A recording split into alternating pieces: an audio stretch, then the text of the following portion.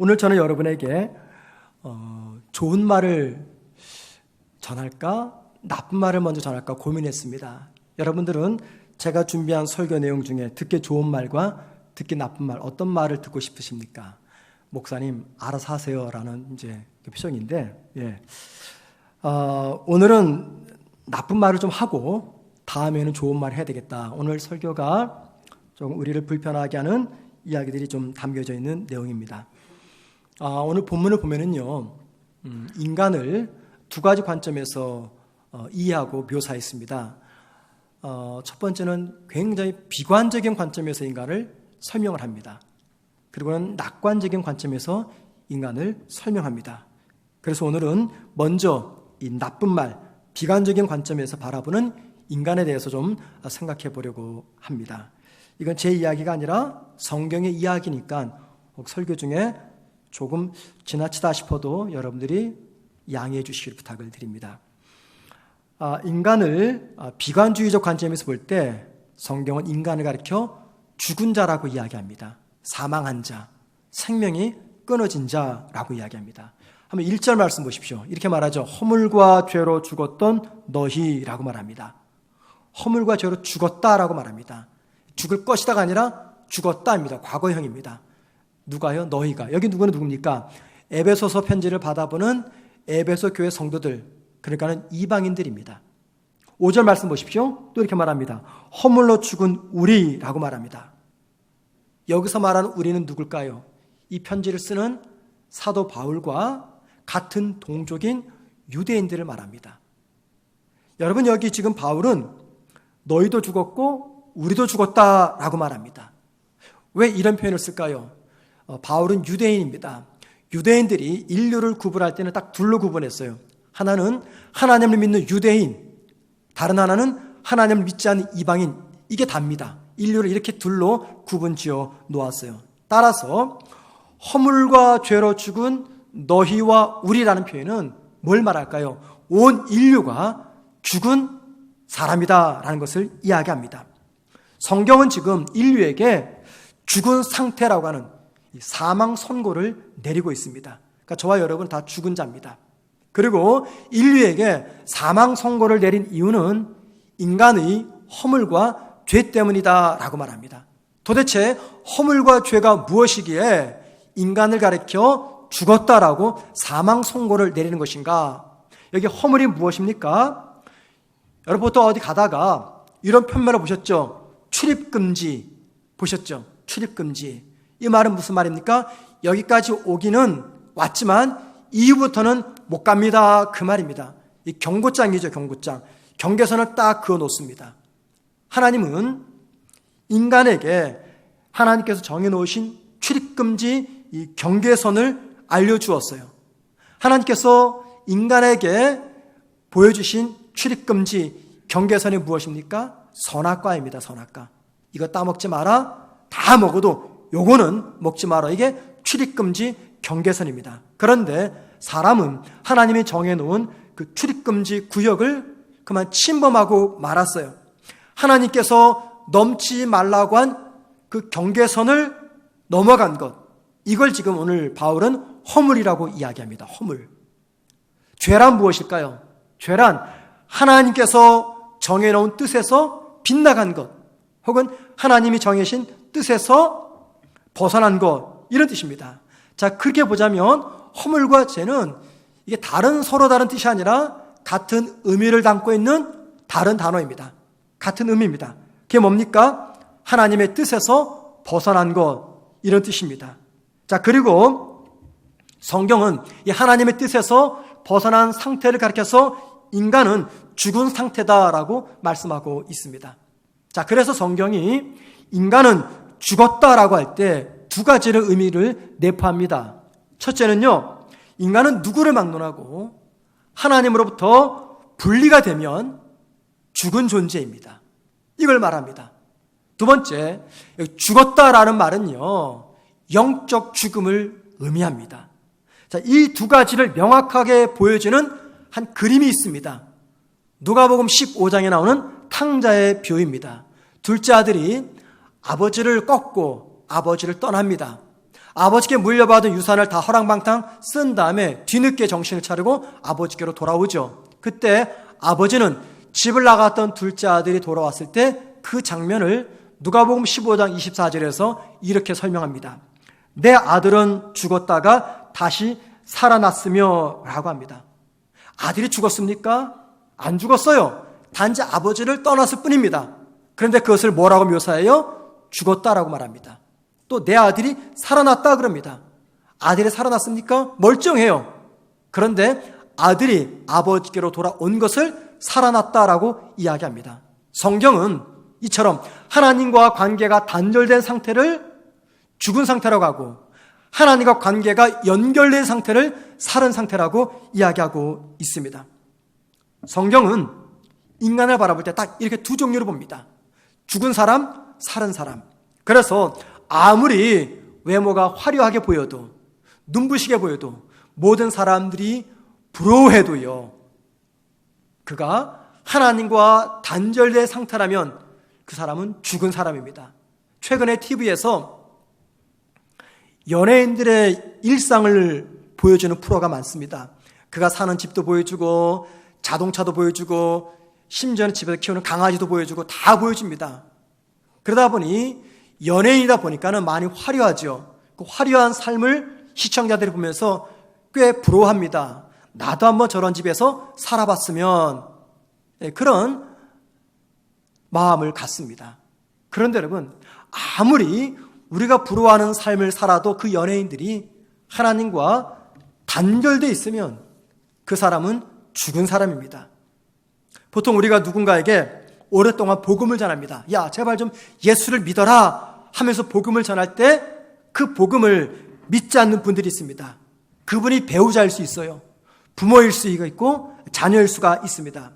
그들이 복음을 믿지 않는 이유는 나를 무시해서가 아닙니다. 악의가 있어서가 아닙니다. 오늘 본문에 따르면 그분들은 영적으로 죽었기 때문입니다. 복음을 거부한다 그 말은요, 구원이 왜 필요한지를 모른다는 겁니다. 자, 구원이 필요한 것을 모른다는 것은 뭘 의미합니까? 내가 지금 영적으로 죽은 상태인지를 깨닫지 못한다는 겁니다. 더 나아가 내가 죄인임을 알지 못하는 겁니다. 그러니까는 복음을 오랜 시간 동안 전했는데 배우자가 복음을 받아들이지 않고 교회 안 나옵니다. 여러분, 그게 나한테 개인적인 감정이 있어서나 나를 무시해서가 아니라 아직 그분이 영적으로 죽었기 때문입니다. 하나님 편에서 볼 때 인간과 하나님과 관계는 대단히 중요합니다. 그런데 이것은요, 사탄의 입장에서 볼 때도 역시 대단히 중요합니다. 그래서 사탄은 최선을 다해서 사람이 하나님 믿는 것을 방해합니다. 자, 그것처럼 사탄은 하나님을 믿는 성도를 영적으로 굉장히 무능하게 만들어버립니다. 그리고는 하나님과의 관계를 소원하게 만들어 놓습니다. 사탄이 나와 하나님의 관계를 소원하게 만들기 위해서 어떤 방법을 선택할까요? 여러 가지 방법을 선택할 겁니다. 자, 이에 대해서 아주 탁월한 통찰력을 주는 책이 있어요. 제가 몇 번 언급한 책인데 C.S. 루이스가 쓴 마귀의 지령이라는 책이 있습니다. 혹은 스크루테이프 편지라고도 알려져 있는 책인데 이 책에서 C.S. 루이스는 이런 이야기를 씁니다. 마귀의 이름이 스크루테이프입니다. 그 스크루테이프이 조카 마귀 윈워드에게 조언을 해주는데 어떻게 하면 신앙인들을 무능하게 만들 것인가 31가지 방법을 조언해 줍니다. 그 31가지 중에서 6번째 방법, 성도를 무능하게 하기 위해서는 하나님께 관심을 두게 하지 말라라고 말합니다. 하나님께 관심을 두게 하지 말라. 여러분, 여기 하나님께 관심을 두게 하지 말라, 이 말이 무슨 말입니까? 하나님과 관계를 소원하게 만들어라, 그 말입니다. 자, 모든 관계가 소원해지는 이유는 무엇 때문일까요? 여러 가지 이유가 있겠죠. 그런데 가만히 생각해보면 왜 관계가 소원해지느냐? 그것은요, 서로에 대해서 더 이상 기대감이 없을 때 이 관계가 소원해집니다. 자, 그래서 사탄은요, 하나님과 나의 관계를 소원하게 만들기 위해서 우리가 하나님께 관심을 갖지 못하도록 합니다. 더 나아가 하나님께 더 이상 기대를 품지 못하도록 합니다. 자, 그러면요, 관계가 소원해져요. 하나님께 관심도 두지 않고 하나님에 대해서 기대도 하지 않으면요, 자연스럽게 하나님과 내 사이에는 관계가 소홀해집니다. 자, 이것을 막기 위해서 교회가 뭐 합니까? 성도들을 교회로 모십니다. 와서 예배드리자고, 기도하자고, 말씀 공부하자고 계속 부릅니다. 또는 성도들에게 개인 경건 생활을 독려합니다. 왜 그렇습니까? 나와 하나님의 관계가 소원해지는 것을 막기 위해서 교회가 반복해서 예배드리고 기도하고 말씀을 공부합니다. 한번 생각해 보세요. 저와 여러분이 영적 질병에 걸려서 나와 하나님의 관계가 소원해졌습니다. 하나님께 관심도 두지 않고 하나님에 대한 그 어떤 기대감도 품지 않습니다. 그럼 어떤 반응이 나타날까요? 어떤 결과가? 지금 우리 모두는 지금 하나님 말씀을 듣고 있습니다. 하나님 말씀을 듣고 있는데 정작 내 귀에는 하나님의 음성이 들리지가 않습니다. 많은 사람들이 나보고 복받았다, 은혜받았다, 부럽다라고 말하는데 정작 내 자신은 이 세상에서 내가 가장 불행한 것처럼 느껴집니다. 많은 사람들은 여기저기서 은혜받았다, 기쁘다라고 말하는데 정작 내 자신은 은혜가 뭔지 느낌조차 갖지 못합니다. 하나님에 대해서 그 어떤 선한 기대도 갖지 못합니다. 이게 뭡니까? 내가 지금 영적으로 죽었거나 아니면 영적 질병에 걸린 증상이라는 것입니다. 바울은요, 오늘 본문 2절과 3절에서 우리가 영적으로 죽어 있을 때 행했던 삶의 특징 3가지를 이야기합니다. 우리가 영적으로 죽었을 때 행했던 삶의 특징 3가지. 첫 번째는요, 세상 풍조를 따랐다라고 말합니다. 여기 2절 말씀 보세요. 그때 너희는 이 세상 풍조를 따르고, 그때가 언제입니까? 영적으로 죽었을 때, 하나님과 관계가 단절돼서 영적으로 죽었을 때는 우리는 세상 풍조를 따랐다라고 말합니다. 이 세상 풍조가 뭡니까? 하나님을 인정하지 않는 이 시대의 사고와 문화, 풍습, 하나님을 인정하지 않는 이 세상의 가치 체계를 세상 풍조라고 이야기합니다. 자, 그래서 여러분, 영적으로 죽은 사람들의 유일한 관심은요, 이 세상 것입니다. 자, 그런데 영적으로 주님을 믿어 살아났음에도 불구하고 영적 질병에 걸리면 나도 모르는 사이에 내 모든 관심이 다 세상에 가 있습니다. 세상의 가치, 문화, 풍습, 세상의 정신에 가 있습니다. 영적인 세계에는 별로 관심을 두지 않습니다. 이런 이야기가 있습니다. 어느 날 두루미가 물가를 걸어다니면서 이제 고동을 찾고 있었어요. 그때 마치 백조 한 마리가 하늘을 유유히 나르는 것을 이 두루미가 보았습니다. 백조를 처음 보았기에 너무 신기해서 두루미는 백조에게 물었습니다. 너 어디서 왔느냐? 백조가 대답하기를 나 천국에서 왔어 답합니다. 그러면서 백조가 두루미에게 이렇게 물어요. 너 천국 아니? 나 몰라 라고 두루미가 이야기합니다. 그랬더니 백조가 열심히 신이 나서 두루미에게 천국을 설명합니다. 천국에는 우리 주님이 계시고 고통도 아픔도 상처도 눈물도 질병도 싸움도 없는 곳이야. 거기에는 강가가 흐르고 있고 강가에는 만난 과일들이 있는 수많은 아름다운 과실나무들이 있어. 쭉 천국에 대해서 열심히 설명하는데 한참을 듣고 있던 두루미가 백조에게 이렇게 묻습니다. 야, 거기 고동도 있니? 물어요. 그러다 백조가 천국에는 고동이 없어 라고 답합니다. 두루미가 답하기를 그래? 고동이 없는 천국에 난 별로 관심이 없어. 그냥 너 혼자 가라. 나한테 지금 필요한 것은 고동이야 라고 답을 했다고 합니다. 여러분, 이게 뭐냐면 영적으로 죽은 사람의 관심 혹은 영적으로 질병에 걸린 사람의 관심이 고동으로 대변되는 이 세상에 가 있다는 그런 이야기를 의미합니다. 영적 사망에 이른 사람이나 영적 질병에 걸린 성도의 최우선순위, 최고의 가치는요, 바로 이 세상의 가치입니다. 자, 그래서 사탄이 하나님과 성도의 관계를 약화시키고 성도를 무능한 신앙인으로 만들려고 할 때 언제나 세상의 가치와 세상의 정신을 주입시킵니다. 세상이 천국보다 크다고 말합니다. 세상이 천국보다 더 아름답다고 말합니다. 세상이 전부라고 이야기합니다. 그런데 여러분, 성도는 그런 사람이 아니잖아요. 성도는 누굽니까? 성도는 하늘나라 가치를 쫓는 사람입니다. 성도는요, 아무리 이 세상이 보기 좋아도 이 세상을 쫓는 사람이 아니라 하늘나라를 쫓는 사람입니다. 그래서 성도를 가리켜서 뭐라고 말합니까? 영적 순례자라고 이야기합니다. 그 순례길에 얼마나 많은 유혹이 있습니까? 그 유혹의 대부분이 뭐예요? 사탄이 성도들에게 자꾸만 이 세상의 영광과 즐거움과 낙을 보여줍니다. 무엇 때문에요? 하늘에 대한 기대를 희석화시키기 위해서입니다. 더 이상 하늘을 소망 삼지 말고 네 몸이 원하고 마음이 원하는 대로 살아봐라 라는 취지에서 최선을 다해서 성도는, 믿는 자인 성도에게 사탄은 세상의 영광과 가치를 심어줍니다. 자, 그렇게 되면 우리는 어떻습니까? 날 구원하신 하나님의 뜻과는 정반대의 삶을 살아갑니다. 자, 첫 번째, 영적 사망에 있을 때 우리는 세상 풍조를 따랐습니다. 두 번째, 영적으로 죽어 있을 때 육체의 욕심을 따랐다라고 말합니다. 여기 3절 말씀 보십시오. 우리 육체의 욕심을 따라 지내며 라고 말합니다.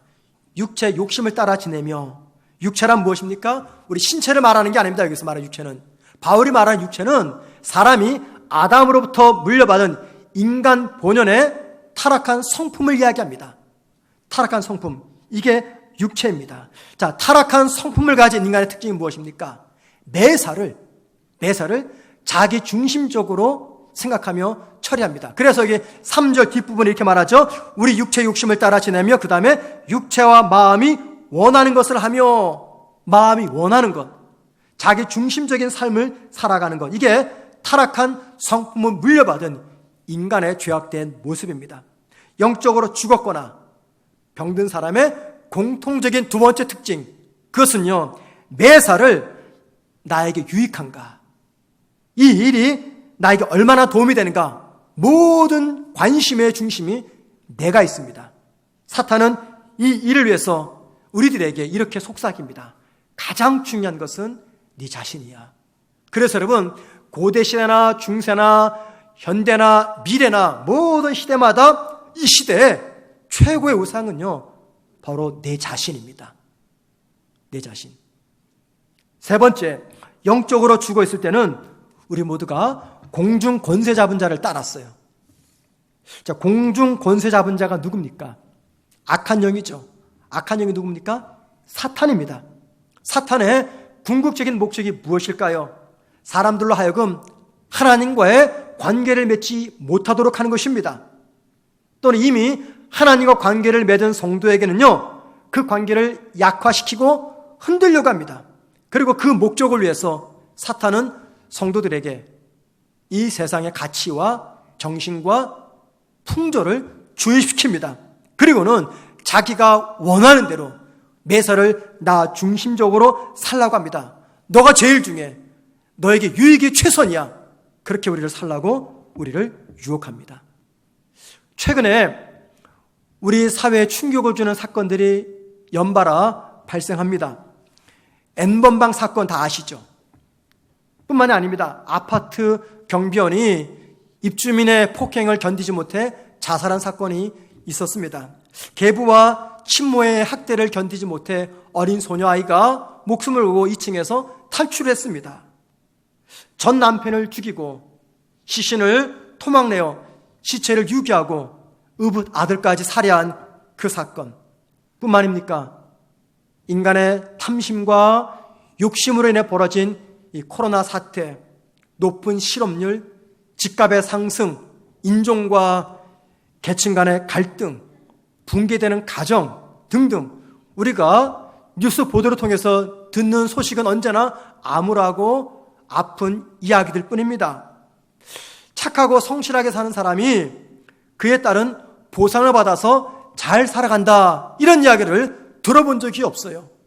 모든 소식은 다 부정적인 소식, 죄, 악, 폭력, 정치권이나 재계나 학교나 어디나 사람이 사는 사회 전반적인 구석에서 벌어지는 온갖 비리와 부패와 타락상이 뉴스를 통해서 우리들에게 전해지고 있습니다.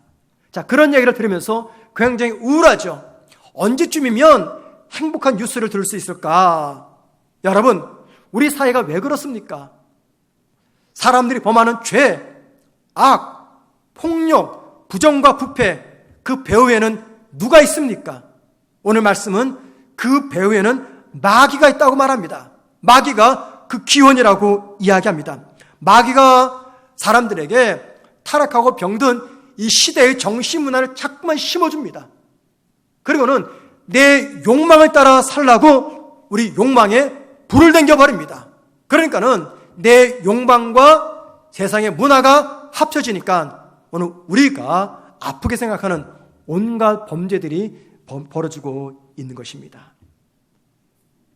사람은 누구를 막론하고 하나님과 단절되어 있으면 영적으로 죽은 상태입니다. 겉으로는 멀쩡하게 보일 수 있어요. 그러나 하나님과 단절되어 있으면 그 사람은 죽은 사람입니다. 자, 최근에요, 우리 사회를 충격으로 몰아넣은 사건, N번방 사건이죠. 자, 그런데 지난주 그 N번방에 갓갓을 운영했던 문여국의 공범이 체포가 되었어요. 여러분 뉴스 보셨죠? 그리고 그 아이의 신상이 다 소개가 되었습니다. 사진, 얼굴, 이름, 나이 다 학교까지. 나이가 25살입니다. 현재 대학생입니다.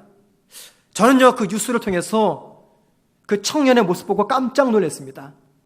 제가 아는 사람에서가 아니라 그 청년의 모습은 우리가 흔히 볼 수 있는 대학생의 얼굴이었어요.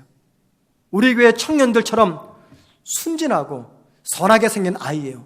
제가 놀란 이유는 저렇게 착하고 순한 얼굴을 갖고 어떻게 끔찍한 짓을 저질렀을까 그 생각을 하니까요, 충격으로 다가온 겁니다. 자, 그리고는 제가 오래전 읽었던 책 한 권이 생각이 났어요. 1963년 한나 아렌트가 쓴 예루살렘의 아히이만이라는 제목의 책입니다. 1963년 오래전에 나왔어요. 독일 히틀러가 유태인 600만 명을 학살할 때 히틀러를 도와서 앞장서서 이 학살을 이끌었던 사람이 아돌프 아히이만이라는 대령입니다. 대령. 그는 독일의 나치 친위대 장교였어요. 1961년 이 사람이 체포돼서 전범으로 예루살렘에서 재판을 받게 되었어요.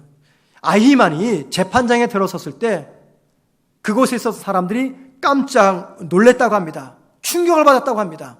그 이유는 이 아히만의 모습이 너무나 평범하고 선하게 생겼기 때문이에요.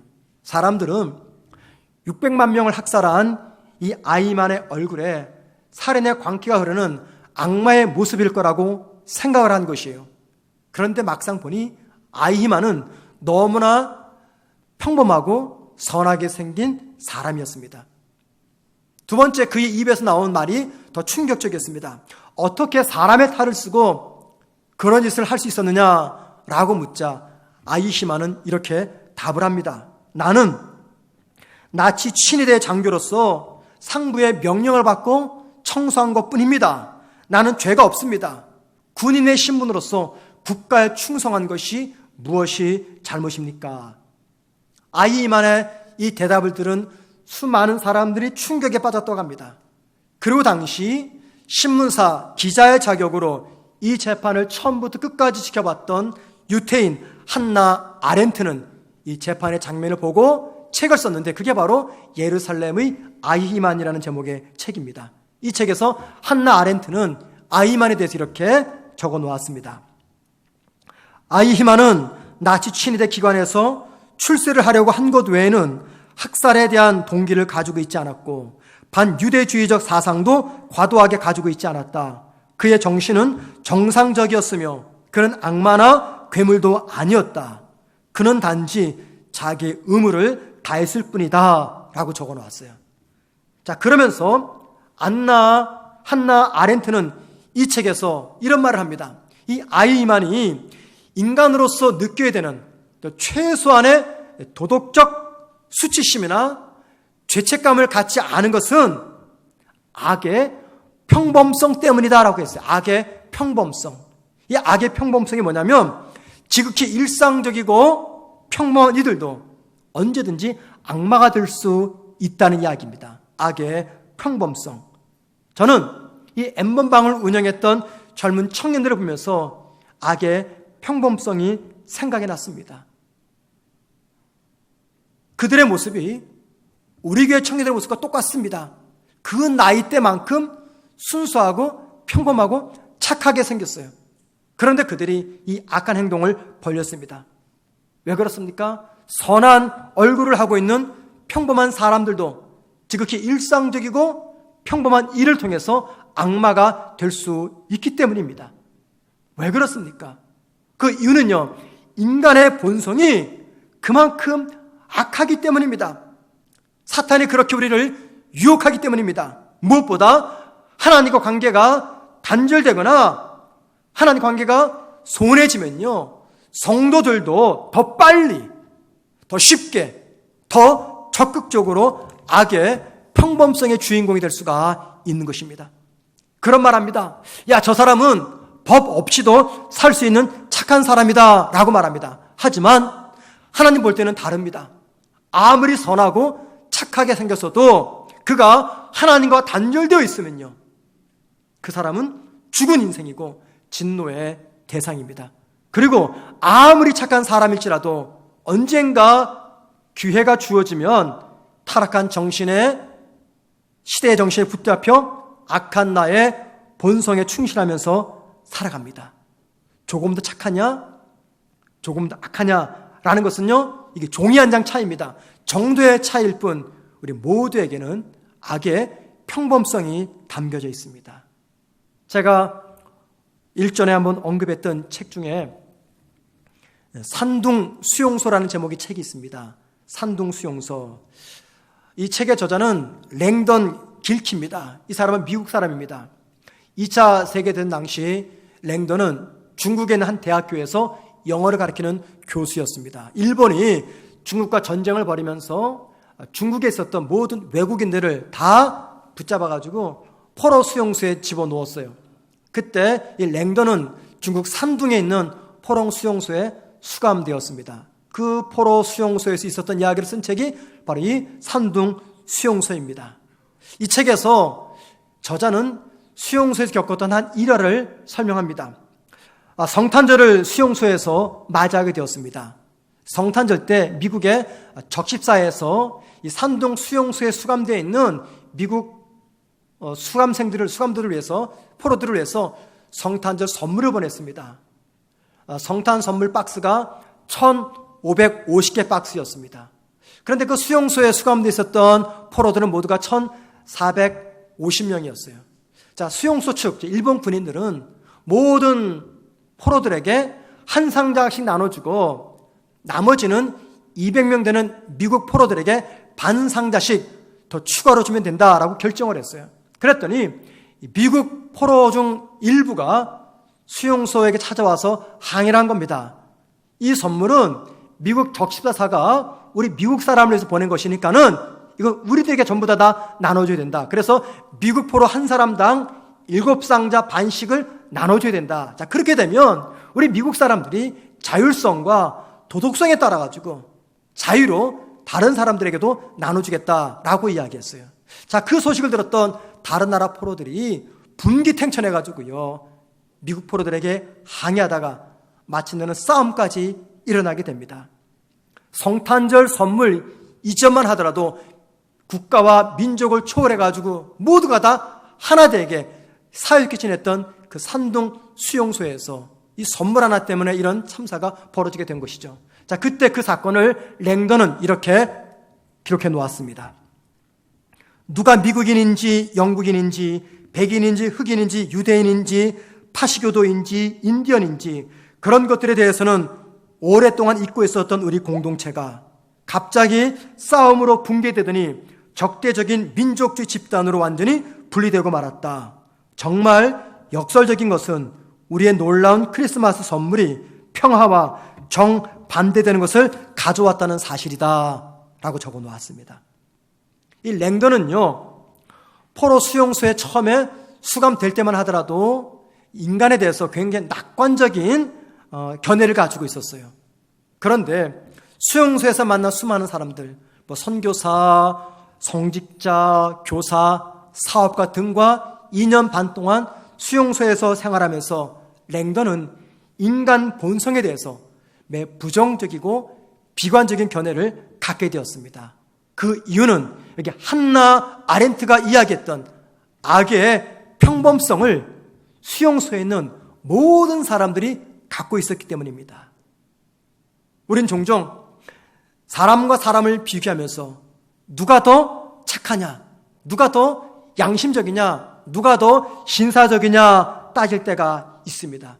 그런데 여러분, 우리의 내면 깊은 곳에 자리 잡고 있는 나의 탐욕과 자기 중심적인 삶에 더 많은 우선권을 부여하게 되면요, 우리가 그렇게 비난하고 정죄하는 그 사람들이 될 수 있음을 기억하셔야 됩니다. 왜냐하면 그들에게나 우리에게나 뭐가 있어요? 이 악의 평범성이 있기 때문입니다. 왜 그렇습니까? 그 이유는 우리 모두가 죄인이기 때문입니다. 그리고 사탄은 우리에게 있는 그 죄성을 이용해서 우리 욕망에다가 불을 당기면서 내가 숨겨놓고 있는 그 악의 평범성을 현실적으로 드러나게 만드는 겁니다. 주님을 믿는 세상 사람들은 하나님과 단절된 상태이기 때문에 죽은 사람들입니다. 영적으로 죽었습니다. 그리고 저와 여러분도 주님을 믿기 전에는 영적으로 죽은 존재였고, 그때는 세상의 정신을 따르며 오직 나만의 유익을 위해서 살아왔습니다. 그런데 안타까운 것은요, 이제 저와 여러분은 예수님을 믿습니다. 주님을 믿기 때문에 하나님과의 관계가 연결이 되었어요. 우리에게 영적 생명이 주어졌는데 우리는 여전히 옛 습성에 따라서 세상 풍조를 따라가고 나만을 위해서 내 중심적으로 살아가고 있습니다. 그런데 하나님은 이런 우리를 무자비하게 우리 죄값을 심판하지 아니하시고 도리어 긍휼히 여기셔서 우리에게 부어질 분노의 그 진노를 당신의 아들에게 쏟아부으시면서 우리는 살리고 그 아들은 죽게 하셨습니다. 그런데 우리는 얼마나 자주 이 하나님의 은혜로부터 도망치려고 하고 있습니까? 주님을 만나기 전에 교회 다니는 사람들의 모습이 그렇게 한심스럽게 보였어요. 하나님을 믿을 바에야 차라리 내 주먹을 믿어라 라고 말하지 않았습니까? 내 양심을 비집고 들어오는 하나님의 방문을 차단하기 위해서 얼마나 열심히 하나님을 쫓아냈습니까? 어쩌면 기독교를 반대하고 믿는 가족을 박해했던 이유는 내가 예수님을 믿는 성도가 된다는 것이 두려워서 그랬을지 모릅니다. 그런데 하나님은 한치의 양보도 없이 나에게 다가오셔서 내가 꽁꽁 닫아놓은 그 문을 부수고 내 안으로 들어오셨습니다. 절대 예수를 믿지 않겠다고 고집부리며 발길질하며 몸부림치며 화를 내면서 도망갈 기회만 엿보던 나를 하나님은 당신의 자녀로 삼아주셨습니다. 그리고 마침내 나는 하나님께 항복 선언을 하고 하나님이 하나님이시며 예수님이 나의 구주가 되신다고 고백을 하게 되었습니다. 지금은 이 사실이 너무나 찬란하고 선명하게 보이는 구원의 진리와 은혜인데 그때는요, 왜 그리 이것이 어둡게 보였는지 모르겠습니다. 하나님의 그 은혜 때문에 우리는 죽은 영혼에서 살아있는 생명을 소유한 자가 되었습니다. 그리고 그 생명 때문에 내 내면에 자리 잡고 있는 이 악의 평범성에 쉽게 순응하지 아니하고 치열하게 저항하고 싸우면서 하나님의 뜻대로 살아가려고 노력하고 있습니다. 사랑하는 성도 여러분, 혹시 여러분 가운데 나는 구원이 필요 없어 라고 생각하는 분이 계십니까? 나는 하나님 앞에서 죄인이 아니야 라고 생각하는 분이 계십니까? 구원이 필요 없음을 느끼고 죄인이 아니라고 느끼는 이유는 아직 내가 영적으로 죽었기 때문입니다.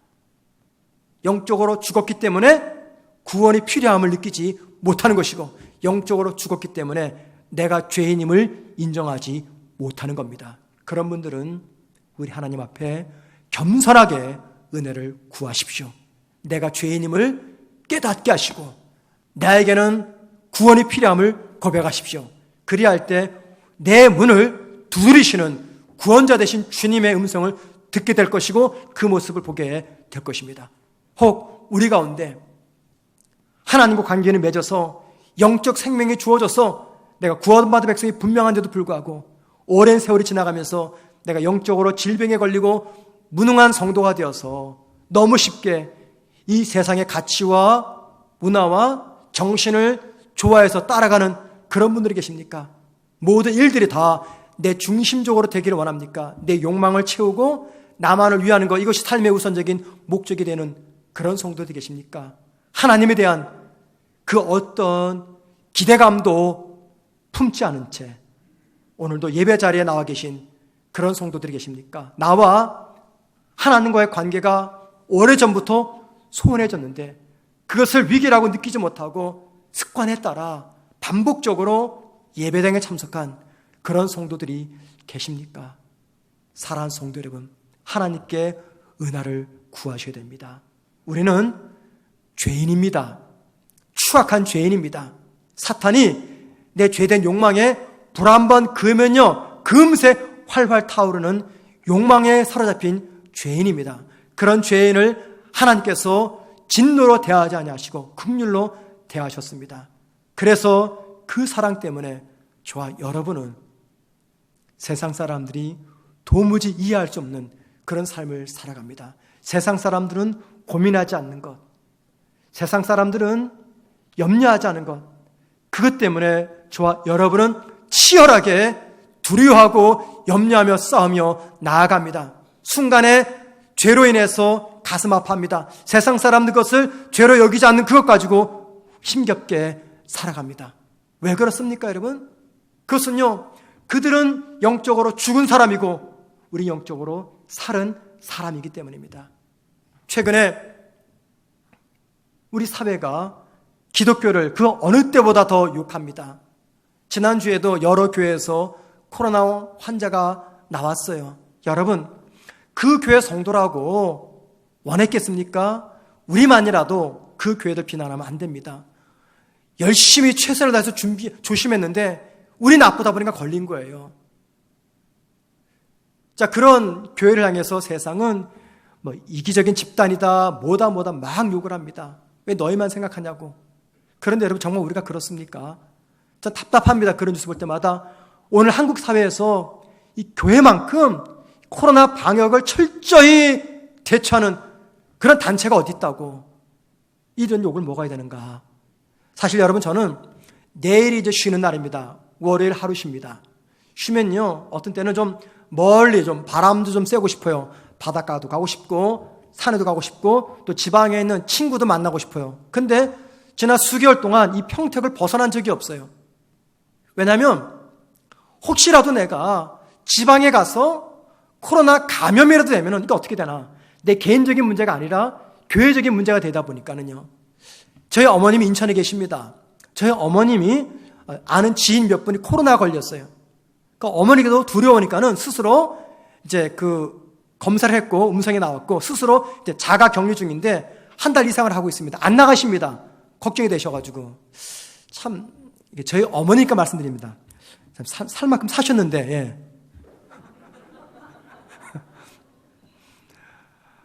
늘 그렇게 하나님 사랑하고 천국 그리워하신 분인데 코로나 앞에서는 벽을 못 주십니다. 안 나갑니다. 전에는요, 워낙 바쁘셔가지고 일주일에 전화 한 통 안 하신 분이 한 달에 두세 번 할까? 근데 최근에는 일주일에 두세 번은 전화 옵니다. 전화하시면서 다른 말씀 안 해요. 제가, 어머니 무슨 일 있어요? 아니, 없어. 왜 그러세요? 그냥 답답해서. 그 말이 무슨 말일까요? 빨리 와라, 그 말입니다. 빨리 와라. 근데 제가 한 번도 못 갔어요. 왜 못 갔냐면 어머니 지인이 코로나 걸렸고 인천이 지금 많이 감염됐잖아요. 저도 두려운 겁니다. 어머니 뵈러 갔다가 식당이나 어디 갔다가 걸릴까 봐. 제 개인 때문에 그런 게 아니라 우리 교회를 위해서 그런 거죠. 혹시라도 교회가 나 때문에 감염돼서 이 사회에서 비난의 대상이 되면 안 되는데 제 신상에 다 털리게 되고 이게 안 좋잖아요. 여러분, 그렇게 우리 예수 믿는 사람들은 조심하면서 살아갑니다. 여러분도 그렇잖아요. 그런데 세상은 우리들에게 왜 주일날 교회당 가냐고, 왜 모이냐고, 왜 예배 드리냐고 비난합니다. 여러분, 그들은 몰라요. 왜 우리가 모이는지, 왜 우리가 모입니까? 그들과 우리의 차이가 무엇입니까? 간단합니다. 그들은요, 영적으로 죽은 사람들이에요. 우리는요, 영적으로 살은 사람입니다. 영적으로 살았다. 그게 무슨 말이에요?